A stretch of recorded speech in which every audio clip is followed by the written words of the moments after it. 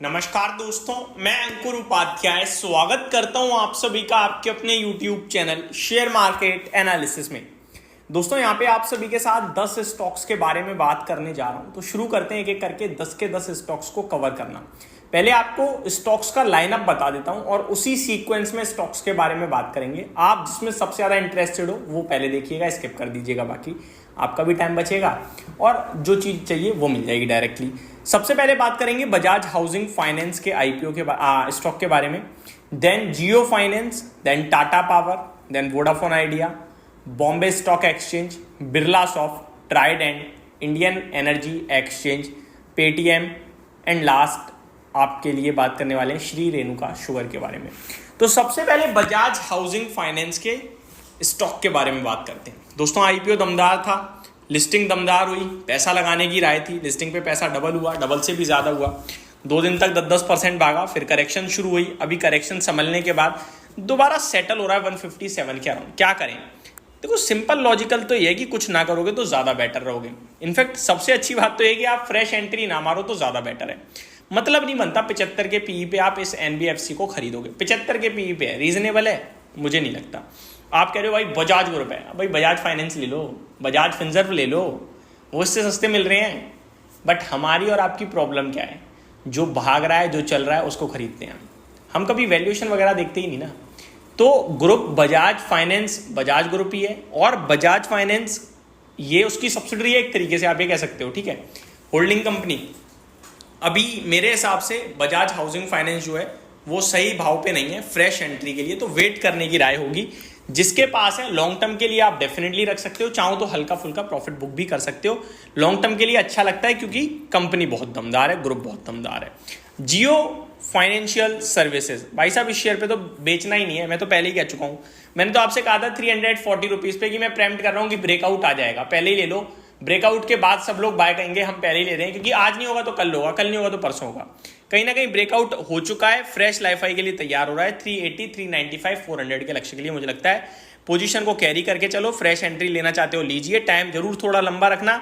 Stock पैसा बना के देगा, डेफिनेटली देगा। कुछ कहेंगे भाई ये 150 के पीई पे अच्छा लग रहा है, बजाज हाउसिंग फाइनेंस 75 के पीई पे अच्छा नहीं लग रहा है। उसके पीछे रीजन है, बजाज हाउसिंग फाइनेंस एक्चुअली में महंगा है। जियो फाइनेंशियल का बेस बहुत छोटा है इसलिए महंगा है, वो बेस बहुत तेजी से बढ़ सकता है, तो अपने आप रीजनेबल हो जाएंगे वैल्यूएशन, ठीक है जी। नेक्स्ट है टाटा पावर। देखो इस कंपनी में ना आपको बेचने के लिए बहुत कुछ ढूंढना पड़ेगा।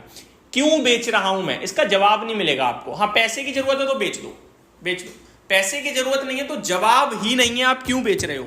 टाटा ग्रुप बहुत दमदार है, कंपनी जिस सेगमेंट में बैठी है वो दमदार है। कंपनी फ्यूचर ओरिएंटेड हर एक बिजनेस में है, चाहे सोलर हो, स्मार्ट मीटरिंग हो, पावर हो, तो मतलब ईवी चार्जिंग स्टेशन हो, और लीडर बैठी हुई है बनके।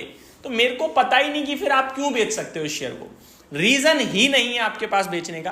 तो मैं ये कहूंगा कि देखो प्रॉफिट बुकिंग अपनी जगह होती है, लेकिन मेरे को नहीं लगता है ऐसे स्टॉक्स में आप प्रॉफिट बुकिंग भी करनी चाहिए। कौन सा ये 1 महीने में 5 गुना हो गया? प्रॉफिट बुकिंग तो अब करते हैं जब डर लगे। डर तो लग नहीं रहा। 40 के पीई पे है, 42 के पीई पे, एवरेज मीडियन पीई 30 का है, 26-30 का।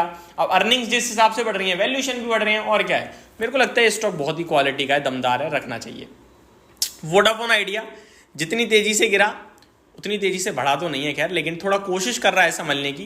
देखो एक ही चीज बोलूंगा, आप कंपटीशन बहुत टफ है, आप जिंदा रहोगे कैसे रहोगे ये सोचने वाली बात है। ये तो नहीं कहूँगा खत्म हो जाओगे, क्योंकि ये ग्रुप भी बड़ा है, बिरला ग्रुप है, और दूसरी बात है सरकार भी नहीं चाहेगी कि खत्म हो जाए। तो समय क्या करेगा बहुत पता नहीं है, लेकिन इतना जरूर कहूँगा कि जो भी इन्वेस्टमेंट का अमाउंट है आपका वो लिमिटेड ही होना चाहिए। बहुत बड़े लेवल पे निवेश मत कीजिएगा कि 10 रुपए का खरीद लो बड़े लेवल पे, ना ऐसा मत करना। छोटा अमाउंट लगाना, बैठे रहना, बेशक जितना मल्टीबैगर बनने का वेट कर लेना, कोई दिक्कत नहीं है। खत्म हो गया तो छोटा जाएगा, बन गया तो बड़ा आएगा, नहीं तो कोई बात नहीं। ये इसमें व्यू रखना चाहिए, मेरा व्यू है पर्सनल। बाकी अगर आप रिसर्च करोगे तो स्टॉक में बाइंग लाइक कुछ भी नहीं मिलेगा आपको। बीएसई बॉम्बे स्टॉक एक्सचेंज, दोस्तों ट्रांजैक्शन फीस में बदलाव किए गए हैं दोनों एक्सचेंजेस के द्वारा, डेपोजिटरी के द्वारा, सेबी के जो नए कंसल्टेंसी पेपर आए थे उसके हिसाब से, ठीक है।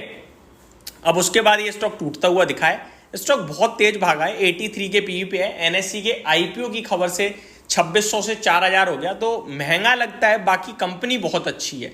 लॉन्ग टर्म के लिए मैं पूरे स्टॉक मार्केट सर्विस प्रोवाइडर्स पे सुपर बुलिश हूं, काफी बार वीडियोस भी बना चुका हूं। बिरला सॉफ्ट की बात करें तो आईटी अच्छा कर रहा है, बट ये अच्छा नहीं कर रहा है। 26 के पी पे, रीजनेबल वैल्यूएशन पे, बट टेक्निकल चार्ट पैटर्न उतना अच्छा नहीं दिखता है। किसी के पास है तो आप होल्ड कर सकते हो। स्टॉप लॉस लगाना चाहते हो तो मैं बोलूँगा 580 575 का रखिए। बाकी बहुत बहुत मुश्किल है इस पे जवाब देना दोस्तों, खरीद बेच या एग्जिट, क्योंकि ये स्टॉक दिमाग ये कहता है चलेगा, क्योंकि 26 के पीई पे है, लेकिन इसके पैरामीटर्स और जो इसका चार्ट स्ट्रक्चर है वो कह रहा है नहीं चलेगा, तो वो बहुत डिफिकल्ट है जवाब देना। तो मैं यही कहूँगा कि है तो होल्ड करना चाहिए आपको, और नहीं है तो अभी आप चाहो तो वेट कर सकते हो, थोड़ा बहुत चाहो तो ले भी सकते हो, रिस्क ले सकते हो। तो नेक्स्ट है आपका ट्राइडेंट। दोस्तों पूरा टेक्सटाइल कहीं ना कहीं थोड़ा मूव कर रहा है, लेकिन ट्राइडेंट अभी तक बिल्कुल हिलने को तैयार नहीं है। बट मेरे को लगता है आप देर सवेर चलेगा जरूर ट्राइडेंट भी। जिसके पास है वो बैठा रहे, जिस पे नहीं है 1-1.5 साल का व्यू बना के लो, पैसा अच्छा बन सकता है। 50% तक के गेन्स आ सकते हैं यहाँ पे। नेक्स्ट है IEX यानी इंडियन एनर्जी एक्सचेंज। दोस्तों अभी अभी आपने देखा मार्केट कपलिंग की खबर से टूटा है स्टॉक, तो वो खबर जैसे ही आएगी स्टॉक टूटेगा, और जब तक उस खबर का ओवरहैंग है तब तक ये प्रेशर में रहेगा और बीच बीच में स्टॉक चलने भी लगेगा। यानी कि इन्वेस्टर्स क्या करें, मैंने आपसे 220 रुपये पे हल्का प्रॉफिट बुक करने को बोला था, अगर किया तो बहुत अच्छा, नहीं किया तो आप अब बैठे रहो। 199 का SL दे रखा है, जब वो ब्रेक होगा तो फिर एग्जिट करना, अदरवाइज बैठ सकते हो। नेक्स्ट है पेटीएम। बढ़िया टेक्निकल चार्ट पैटर्न है दोस्तों, करेक्शन जरूर आई है फ्राइडे, लेकिन टेक्निकल चार्ट पैटर्न बहुत स्ट्रॉन्ग है, कंटिन्यू अप ट्रेंड में चल रहा है। मेरे को लगता है होल्ड ही करना चाहिए। एक स्ट्रिक्ट SL दूंगा मैं आपको, उस SL के साथ होल्ड कीजिए, और वो SL होगा 645 का। जब तक ब्रेक नहीं होता बने रहो टेक्निकल चार्ट स्ट्रक्चर के हिसाब से। श्री रेणुका शुगर के बारे में बात करते हैं दोस्तों। देखो चीनी स्टॉक्स पे काफी बुलिश हूँ, 46 रुपये से इस स्टॉक को आपके साथ शेयर कर रहा हूँ खरीदने के लिए। जिस पे है बैठे रहो, जिस पे नहीं आप वेट करो, क्योंकि चल चुका है 53 रुपये पे है। बाकी मेरे को लगता है 60 रुपये तक ये स्टॉक पहुंचेगा, और ये चीज मैंने 46 रुपये भी कही थी। तो ये मेरी तरफ से आपके लिए 10 के 10 स्टॉक्स पे अपडेट थी। Thank you so much for watching this video. Have a great day guys.